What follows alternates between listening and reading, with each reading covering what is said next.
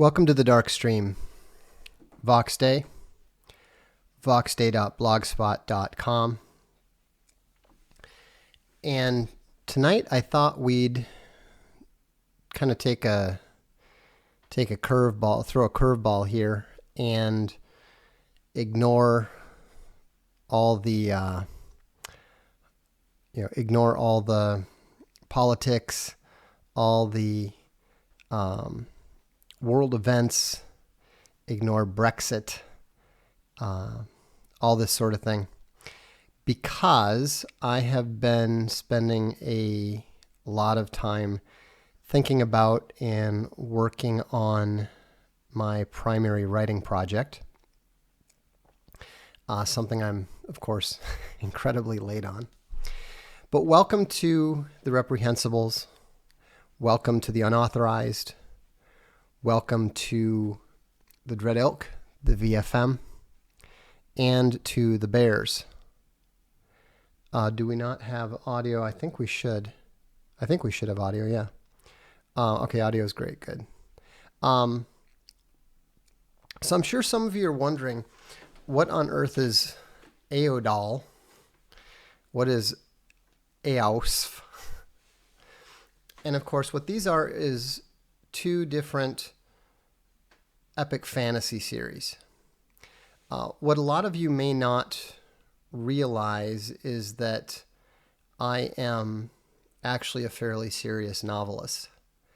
I've been publishing novels since 1996, and I actually write in a broader spectrum than most writers do. I think I've published something like 17 books now, and about half and half with regards to fiction and nonfiction. And so, yeah, Silent Draco says, "A Song of Ice and Fire, hold my goblet, I'm going to try something." That's more or less what I did. If you want to know where the whole thing started, this is where it started. Summa Helvetica, a casuistry of the Elvish controversy. And what I wanted to do, this is actually the novel plus a collection of novellas and short stories. And what I wanted to do was address the question that I felt that most fantasy completely ignores. It's always bothered me that you have all of these medieval European fantasy worlds, and yet what always rang very false about most of them is the complete absence of the single most important medieval institution, which is the Catholic Church. Now, there have been some fantasy books that address this in some capacity. I enjoy Tanith Lee's Secret Books of Paradise, although it's kind of hard to pinpoint exactly what their tech level is. And I really love Catherine Kurtz's Dirini Chronicles, which I read them again recently, and they're not as good as I remember them being, but they're still very good. Now, Summa Helvetica was the result of me dropping the Catholic Church into a conventional high fantasy world. It was not an epic fantasy. It was just going to be a conventional high fantasy coming of age novel. And so what I wanted to do, though, this is back when I was still ambitious. This is back when I was still trying to show that I was a really good writer. I don't do that anymore because I'm not. I'm a very competent writer, but when it comes to style and that sort of thing, that's not my game. That's not what I do. It's not what I'm good at. And so what I was trying to do in retrospect is what a lot of relatively inexperienced writers try to do. And they try to engage in what I call literary pyrotechnics. And that is to show things off, to do things in a clever way, an original way that somehow is supposed to substitute for the lack of pure literary skill. It's something that you can do if you have more intelligence than literary skill. A lot of people don't realize that literary skill is just a talent. It's just a gift. It doesn't come hand in hand with intelligence. I know you have to have a above average intelligence to be a good writer, but beyond that, it's just a gift. People like John C. Wright, people like Bruce Bethke, people like Tanith Lee, if they wrote a grocery list, it would come out being much more literary sounding than the average person. And so when you try to emulate that or somehow replace that, there's an element of falseness to it. And that's why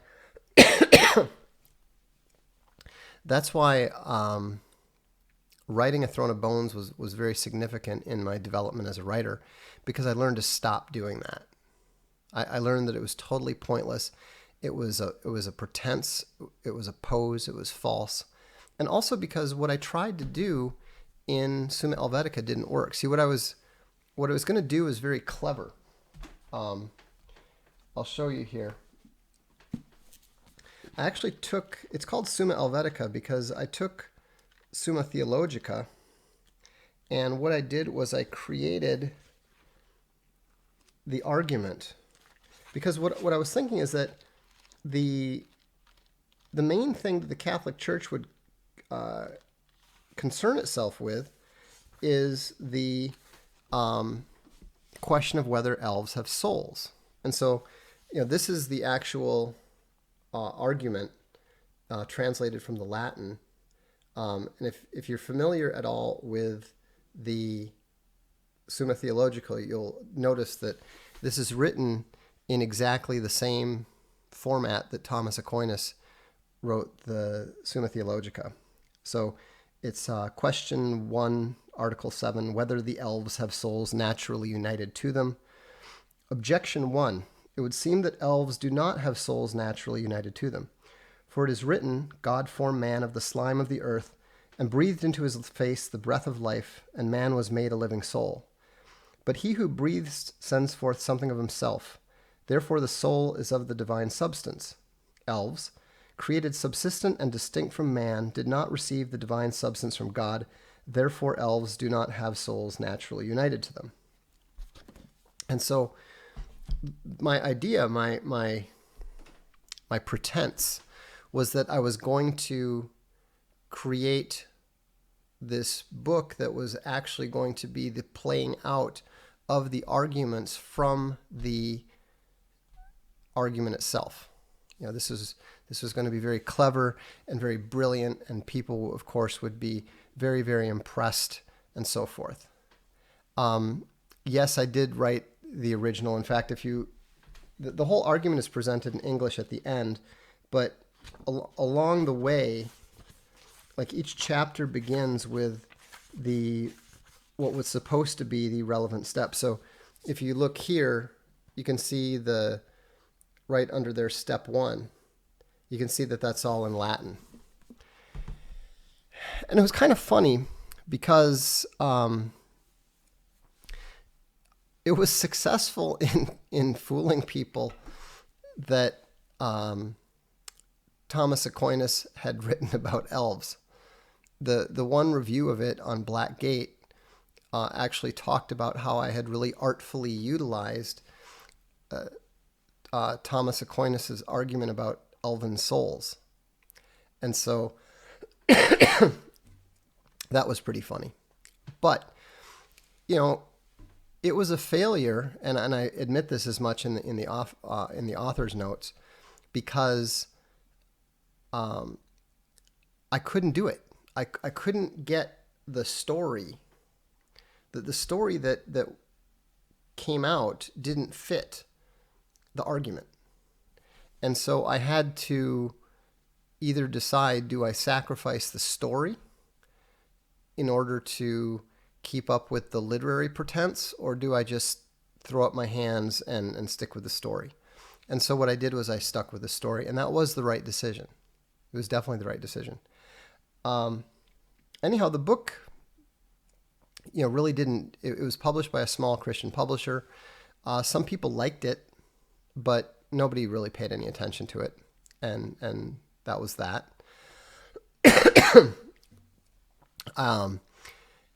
But then I was, then what happened was I read the fourth book.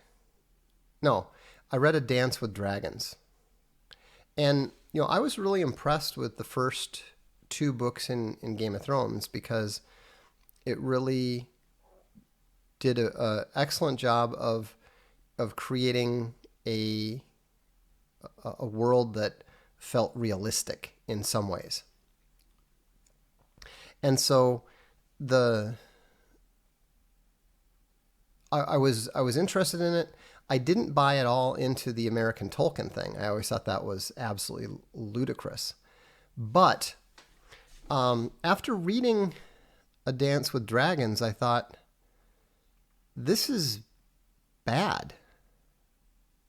I can literally do better than that.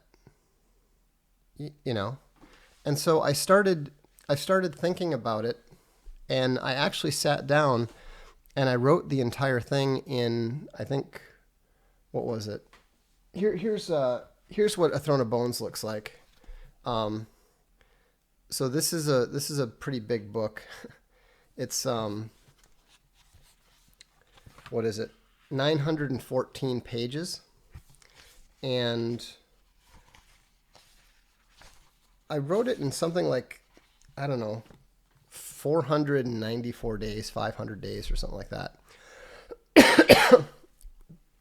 And it was interesting how I began to understand why George Martin was stuck. And I began to understand what had happened to the series and why George Martin was unable to keep writing. And so, and that's why I believe that if you happen to read A Throne of Bones and Summa Helvetica and A Sea of Skulls, what I'm working on right now is what I call the extended edition of A Sea of Skulls. You can read A Sea of Skulls. It's already out in digital format. It's about the equivalent of 500 pages, but this year, I'm going to finish the full version, and it will be the same length as A Throne of Bones. So, it's another 900 pages. And so, what I think that you'll see when you read it is that there's more depth psychologically and spiritually, and I'm getting to why he can't finish. The reason that Martin can't finish, and the reason that I will, is that I learned from Martin's mistakes. And Martin's main mistake is that he was insufficiently careful to limit his number of perspective characters. What you can't do is you cannot keep adding new perspective characters, getting the reader interested in them, and then having to go back to their story at some point in time.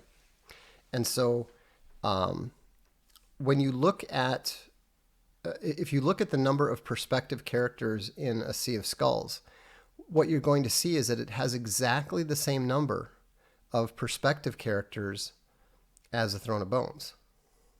That's not true of Martin's books.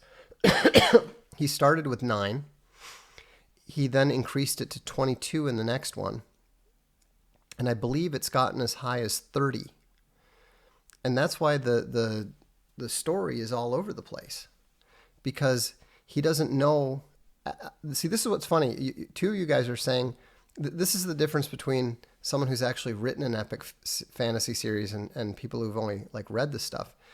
Two of you just said, he killed all his characters, so there's nothing left to write. You have it wrong. He hasn't killed off enough of his perspective characters. He hasn't dropped the perspective characters. And so what you need to do is you need to either make it very clear that even if you have to do a chapter that is based on a non-perspective character, even if you have to write a chapter from that perspective, you make it very clear that it's not going to continue from that character's point of view. How do you do that? Well, for example, there's a chapter in here called The Crows. And so the whole thing is written from the perspective of the crows who see a incipient battle coming. That's no defense, Daniel. You made a statement about something that you've never read. You opined in ignorance. There is no defense for that. You should never opine in ignorance. You don't know. You literally don't know what you're talking about, so don't talk about it.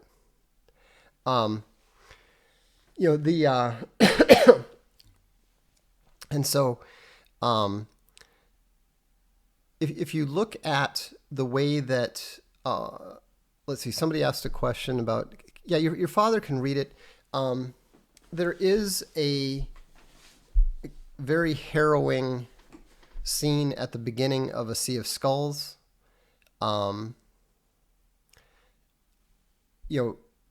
These books are something that I've written as a certain extent as a response to George Martin's approach, as a correction to George Martin's approach. And so, because Martin has this thing about rape, I believe someone went through all the books and calculated that there is a rape or a reference to a rape every 17 pages.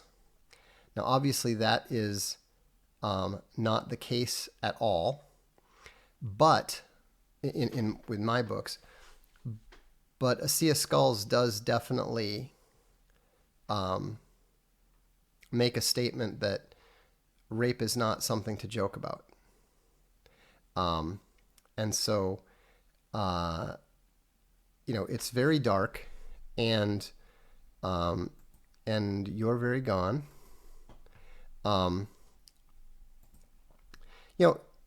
If it's one thing, if you're not interested in what I'm talking about, that's fine. But if you're going to be rude and say, this is boring, then I'm going to ban you, and you'll never be bored by this channel again. So, no, George Martin has not read A Throne of Bones. He dislikes me intensely ever since I blew up the Hugo Awards a few years ago. And so the problem is that writing, here's the thing, is that obviously I have tremendous contempt for George Martin as a human being. But I don't have contempt for him as a author, even though I think that his perspective is very crabbed and limited. And even though I think that the reviewers who have, there's not that many people, his books are vastly more popular than mine. But, there are several thousand people that have read both, and most people who have read both have said very clearly that Arts of Dark and Light are actually a better epic fantasy series. And so, when you, and there's, even though, I'm not anywhere near done, but there's already more text than there is in The Lord of the Rings. So it's not like there's nowhere to go. It's not like there's nothing to read. And so I think that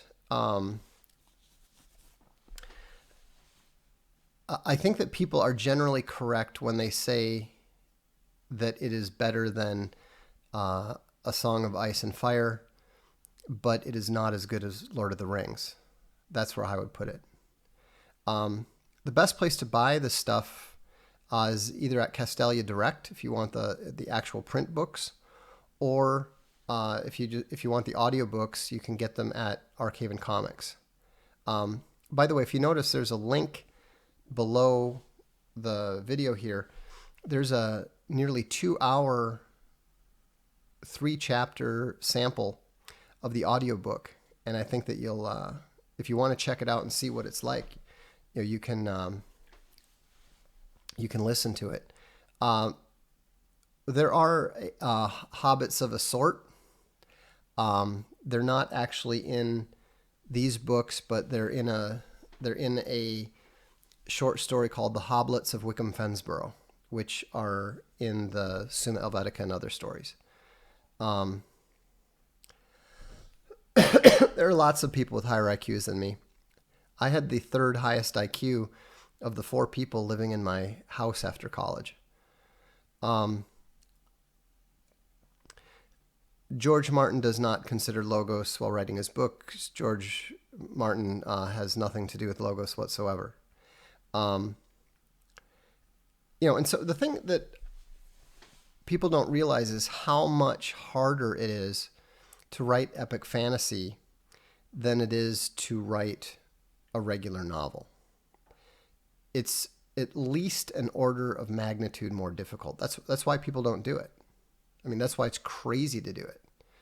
I mean, if I was making my living as a writer, it would be insanely stupid for me to spend my time on it like this. But I'm doing it because I value it and because I want to do something great. I want to do something that will last. And so, and in fact, it's interesting. This is actually related to the unauthorized, but there's a production studio that contacted me and said, we've got this new equipment. We're interested in producing something with it, just a short or something. Could we put it up on the unauthorized when we're done with it? And I said, well, what is it that you're going to do? What is it that you're working on? And they said, we have a couple ideas, and they mentioned a couple of ideas. And I said, I don't honestly think those are very good. And they said, okay, well, would you have any ideas? And I said, certainly. Why don't you, why don't you take a look at Opera Vitae Aeterna? And they really liked that. And so apparently they're going to film a couple scenes from Opera Vitae Aeterna and put it up on the unauthorized here. And so if you've read that short story, then it's about some of the discussions between the Archbishop Valeron and the elven mage Basarius. And I think that could be interesting. Ryan, you're definitely too kind. You said, I would compare Arts of Dark and Light to Lord of the Rings. I think Arts of Dark and Light is actually superior. I disagree. First of all, it's too soon to tell, because Lord of the Rings is done and Arts of Dark of Light is not. But I think that Tolkien was touching the numinous, as it were, as one reviewer put it. He touches the numinous in a way that I am not able to do. Where I do think it is better, the one area that is better is definitely with regards to the military stuff, the combat stuff. Ironically, despite the fact that Tolkien had been in combat and that sort of thing, and I haven't, that didn't help him much when it came to doing medieval battles and that sort of thing. And so, yes, I've read the Prince of Nothing series. I don't consider them to be as good as a Song of Ice and Fire. It's just totally caught up in perverted obsessions, even more so, even more rape obsessed than Martin's stuff. So it's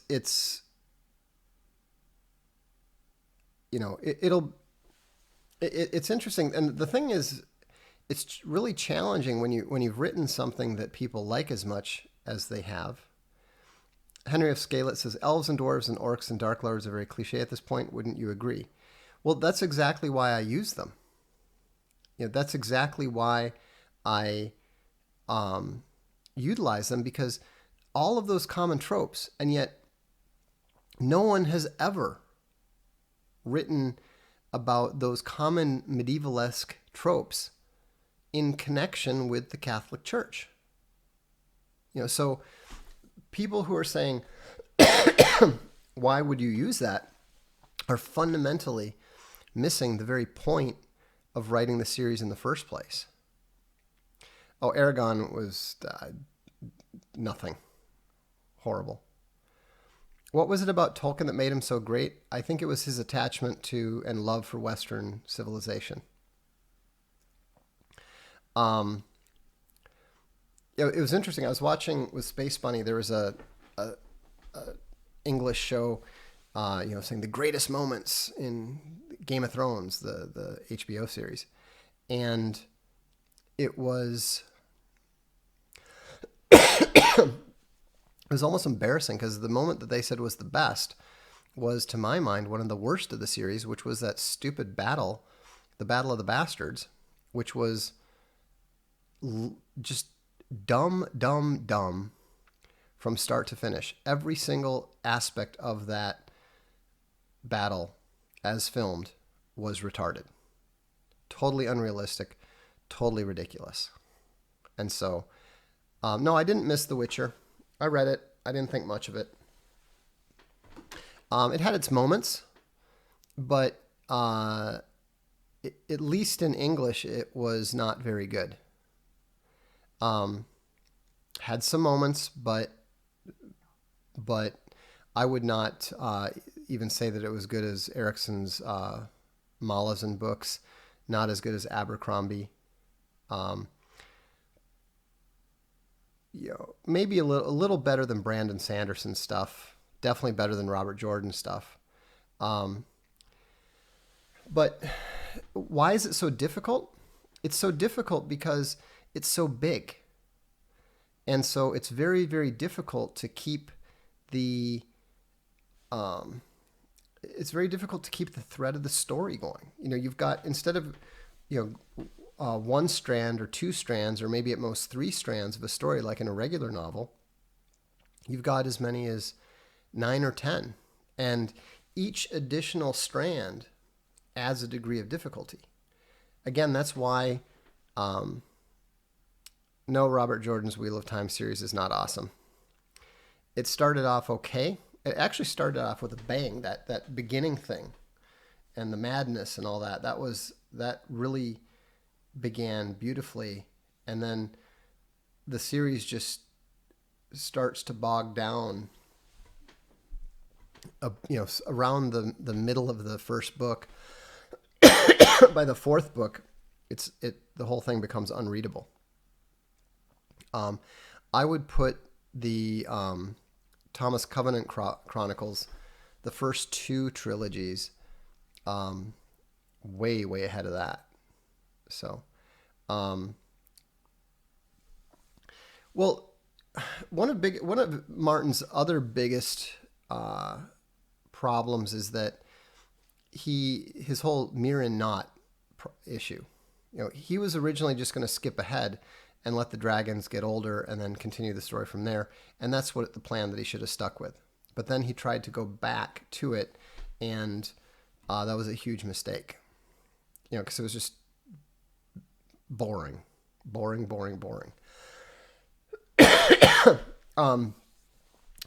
Dune is the closest that science fiction has to a epic fantasy. This thing, there's not enough epic fantasies out there to even try to decide what the sweet spot for the number of perspective characters in. I started with 9 because that's how many Martin used in the first book. And I knew that using more than 9 in the second book would be a huge mistake. And so, I made a commitment with myself not to do that. Do you think the fantasy short story form will ever regain the prominence it once had? No, I don't think so. Yeah, Dune is wonderful. But what I can tell you is that I am co-writing something with someone that's set in the Quantum Mortis universe that is in overall scope as ambitious as Dune and very, very comparable to the David Weber Honor Harrington books. It's going to be very interesting to see how that's received. We're actually going to be coming out with it sooner than you think. The first draft's already done, and what we're attempting is something that I think is going to really blow a lot of people's minds. It's not quite as epic as Dune, but I think that most people are going to put it up in that category because it's already conceived in its primary form. It's already conceived as a 12-book series. And so, it's going to be interesting to see how well we manage to pull it off. But, one nice thing about the success of the Unauthorized is that it's actually, insanely enough, freeing me up to spend more time working on these projects. The writing stuff, rather than, focusing on business stuff. So it'll be interesting to see what people think of these things. And what people think of the universe and so forth. But yeah, and to give you an indication of the size of it, we're actually basing the whole thing on Oman's history of the Peninsular War, and so it's going to be, it's kind of insane. But I think it's going to be really cool. Somebody said, if my son likes Game of Thrones, would he like Throne of Bones? Almost certainly. You don't need to take my word for it, though. There's plenty of people in the chat who have made comments about it. And also, you can just look up the reviews on Amazon. We just got the audiobook out, a month and a half ago, and it's already sold something like 1,000 audiobooks. These are 31 hour plus audiobooks, and people really like it. So, Moorcock is wildly overrated. Yes, I enjoy reading, even though I read fast.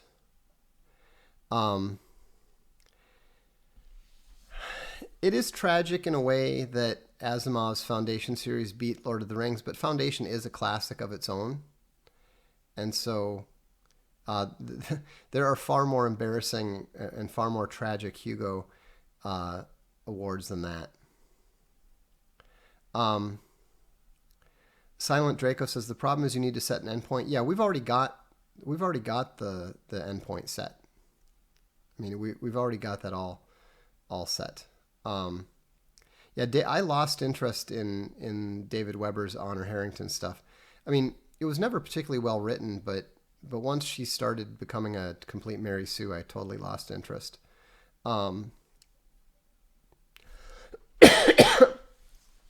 The best vampire book, almost certainly the first two, Interview with the Vampire Lestat books. What Anne Rice did there was really well done and really clever, the way that she flipped the protagonists and flipped the perspectives. I think that those books are so well known and so famous, but sometimes books are that popular because they're legitimately that good.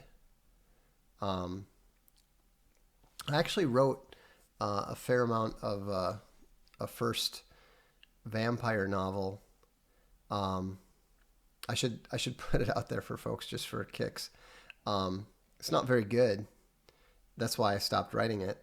But it was interesting to try to do something different with it. I've already mentioned the Malice and Empire books. I think they're pretty good. They're way too disjointed.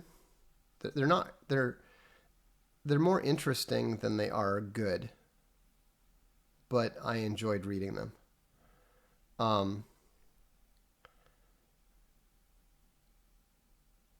Obviously, the Chronicles of Narnia are amazing. The Horse and His Boy is my favorite out of those. So, I used to, back when I was younger and had dark hair, and because I did always wear black and that sort of thing, girls often did.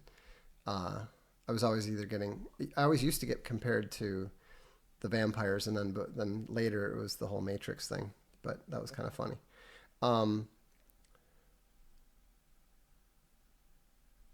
The new Dune novels by Herbert Sun are totally unreadable, absolutely unreadable. Ender's Game was good. The second Xenocide was also very good. The rest of them were not very interesting. If you haven't read the Chronicles of Narnia, you absolutely must. Dan Simmons is interesting. Hyperion was fantastic. The second one was also fantastic. And then the rest of them just seemed to fall off a cliff. I loved what he was doing with the Catholic Church in space. But I don't know what happened to him there. Yes, I've read The Last Question by Asimov.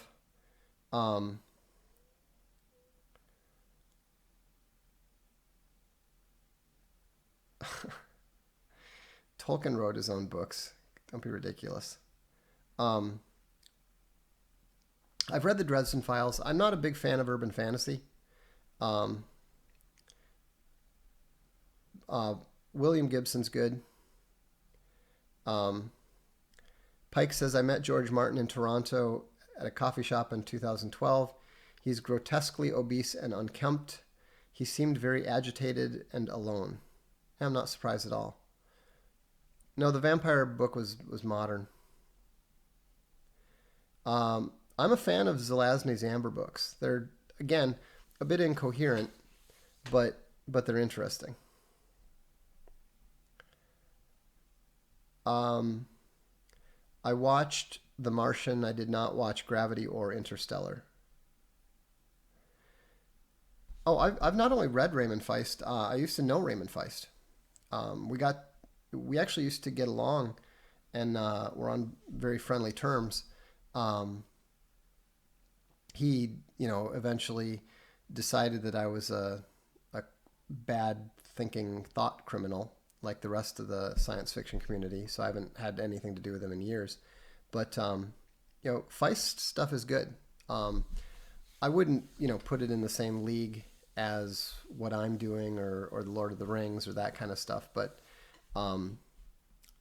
his stuff kind of qualify. His stuff is like regular novels that collectively reach epic status, but at no point in time is it ever like a true epic.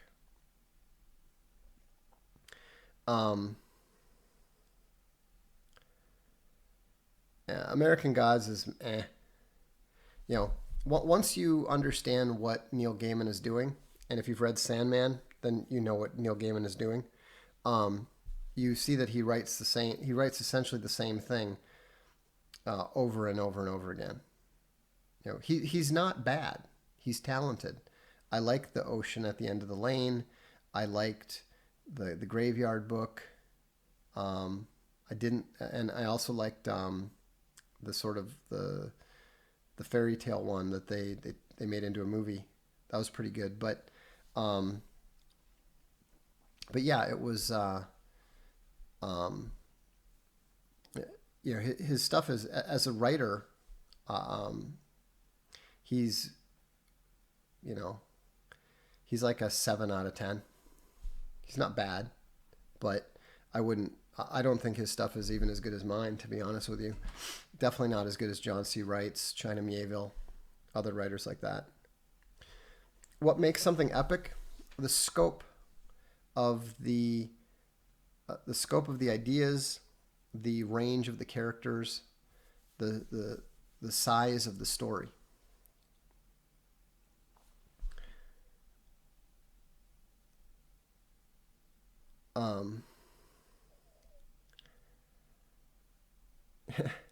Louis L'Amour, yeah, every book is the same, good plot, but the same. Well, I mean, Gaiman's not that bad, but I have to say, if you haven't read Fair Blows the Wind by Louis L'Amour, that's the one book that he wrote that I thought really went to a higher level than the rest of his books. I really like that book.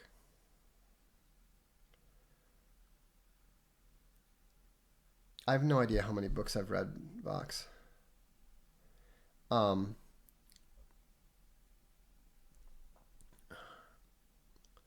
yeah, he did the same with Norse myth. I mean, that's what he does all the time. Yeah, the whole Salvatore thing. I'm not a big fan of his stuff.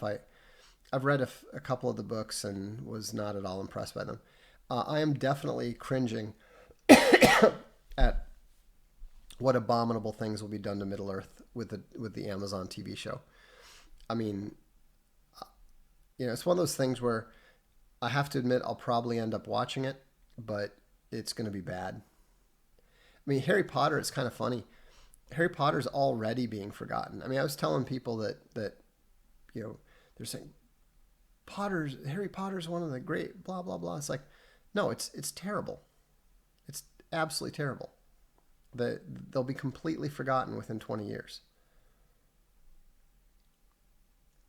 John C. Wright, the books of his that you should read yesterday are Awake in the Nightland and City Beyond Time. Those are the two best in my opinion. Also, Superluminary is amazing. So, Superluminary, City Beyond Time, Awake in the Nightland. Yeah, I mean, the stuff that's good about Good Omens is Pratchett, no question. Let me get to the super chats now. So, I missed one yesterday.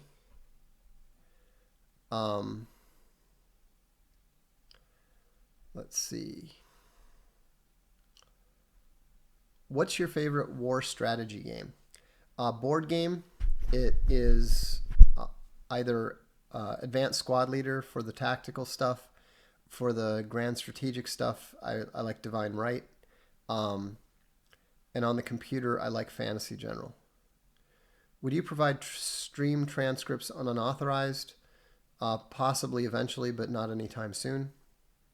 Alex Fix says, here's $1. Thank you. Great Odin's Ravens. Can't say it enough. Get Throne of Bones. It's nice to get a realistic fantasy world without the pedo incest leans that push it towards the dark. Yeah, there's none of that crap in these books. Great Odin's Raven also says, showing the world how it would be as opposed to how a twisted writer imagines how they'd act in that place is a far cry from what we get now. Thank you, sir. You're quite welcome. Nuclear Pizza says, a lot of right-wing millennials were raised suspicious of sex and marriage. Example given, I was in the Gothard system where singleness was praised, even abstinence in marriage. Why was that, and how do I change mindset? I don't know why. I mean, that seems like a really good way to destroy a society and to destroy families. How do you change mindset? You just need to reject what you were taught there. You know, find people who find people in your day-to-day lives whose you believe have it together, and ask them, and find good role models. Nick Spence says, dude, you crushed Game of Thrones. Thanks, I think. I mean, again, like I said, my attitude is that it's too soon to tell.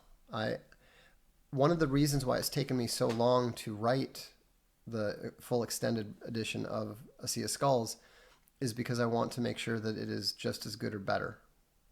And I'm pretty content with where it is so far. J Bear says, hey Vox, have you looked into the MBTI main battle tank? Or are you talking about the whole like INFJ thing? Anyhow, no, I don't see any parallels with the socio-sexual hierarchy. It's totally different. Thanks for the logos. You're welcome. Nuclear Pizza, I agree. Honor at Harrington started okay, but is now Mary Sue. No question. Defiance Bear says, do you think there's an ideal time to spend in a single perspective?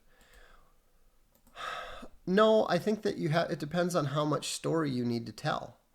You know, so I spend, I mean, people were a little confused with A Sea of Skulls because there was so much devoted to a new elven character, but that's most of what you're going to get in that book. You know, the additional, what is it, 100,000, 100,000 words in the extended edition only have one chapter, maybe two related to her. So it, across the 900 pages, that the amount of camera time that she gets makes a lot more sense. Obviously, characters like Marcus have to have a lot more front time because they're so integral to the primary thrust of the story. Anthony Garcia says, I've been reading a lot about nutrition recently. Do you have any must-read book suggestions to understand good nutrition? No, but we're going to publish a little paper here that might be useful for people who suffer from inflammation of some sort. It appears that keto plus daily fasting has had some really good results for some people. So I haven't been doing it myself, but that's just what I've read. Vox, do you recommend God Robot? We published that. That's why it's kind of a joke, I think. The guy who wrote the log file story is good, but I probably wouldn't want to get on his bad side. Again, this is a joke. The log file is actually my rewrite of a classic Guy de Maupassant short story published in the 19th century, which I updated for science fiction. And it's a very, very chilling story, both the original and that version of it. But yeah, God Robot's pretty good. I think that there's more good stories than weak ones throughout the book. Pickled Bear says, what's the best fun authors to get back into reading? I cannot stand the movies of today, and I'm in need of help finding what to read. We've got tons of great stuff at Castalia House. It depends on what you like, but read The Missionaries, read The Promethean. If you like huge epic stories, give A Throne of Bones a try. If you like science fiction and just wild, insane craziness, try Superluminary, try Quantum Mortis. And we've published well over 100 books. There's a lot of stuff out there. We're going to be publishing Alt Hero Covert very soon. The first Alt Hero related novel. So there's tons out there. There's tons of good stuff out there. No reason not to check it out. Do you think we will discover new frontiers? Probably not.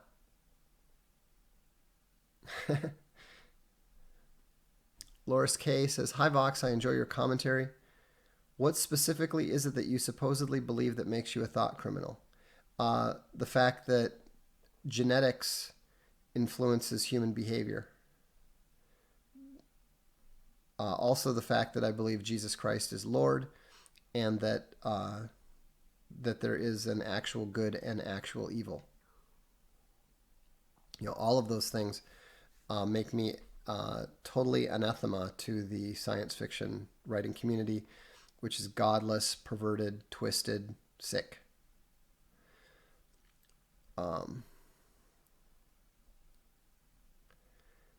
Vox, do you have a view on Christian scientists? I don't know enough about Christian Science to have much of an opinion. I mean, my understanding has always been that they're a bit of a cult, but I've never really spent any time thinking about them whatsoever. Any more War Dogs planned? So you remember that bit about the 12 novel series? Yeah, so that's basically War Dogs on steroids. No, I've never read any of Ted Decker's stuff. I tend to avoid Christian fiction, to be honest. How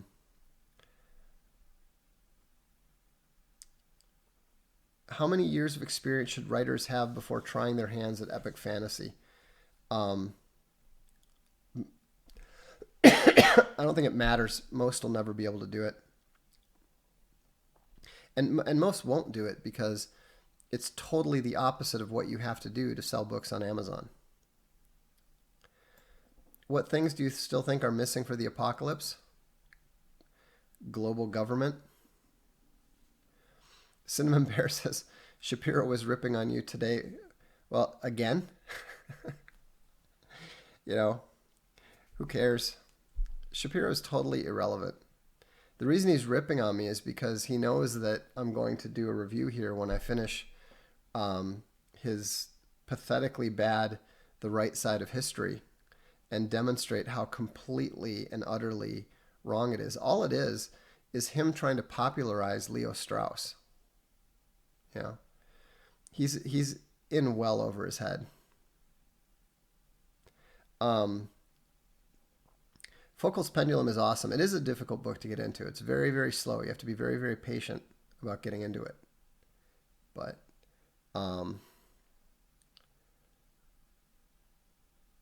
let's see. Yeah, I'll probably do a stream soon with my response to what Shapiro said already. Because he's flat out lying about me. The last time I was called a white supremacist was by Bleeding Cool, and they retracted it very promptly, and they even determined that it definitely wasn't true. And these are people, of the hard left. So Shapiro is such a liar that he's not even as truthful as the hard left. SJWs are more truthful than Ben Shapiro.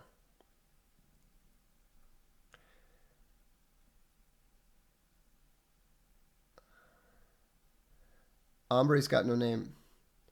Vox, if the science fiction writing community is godless, perverted, twisted, and sick, wouldn't you be better off in a different genre? No. Why would we give up the genre that was created by Tolkien and Lewis? I'm the rightful heir to those writers, not the perverts that are doing this kind of crap. It's ridiculous.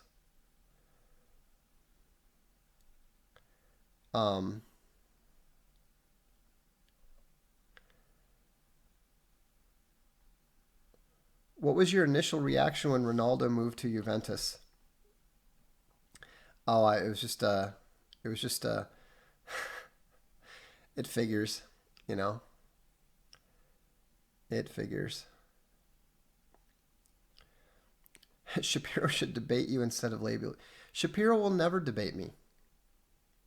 Ben is one of the few people who doesn't like me, who actually understands how much more intelligent I am than he is. There's a reason why Peterson wasn't questioning my intelligence, but was, trying to, denigrate my being enamored of it or something, because Shapiro's talked to him. Shapiro and I were writing at WorldNet Daily at the same time. He knows exactly where he stands vis-a-vis me. He's not going to get in an argument with me. He doesn't want to get exposed that easily.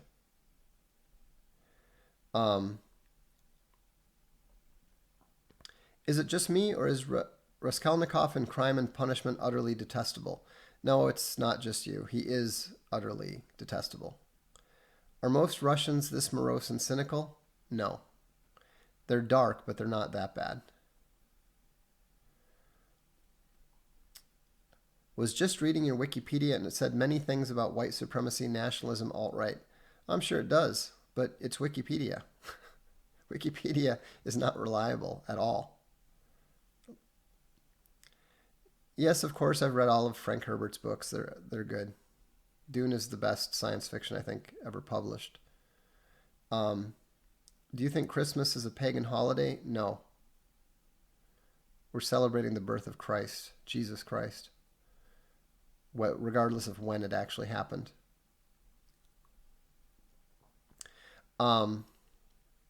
So anyhow, but let me point out that we do have A Throne of Bones in paperback. I would really recommend that if you're going to get the print version, you pay a bit more and get the hardcover, because this will last a lot longer. And it's actually, I think we went and got Summa Helvetica.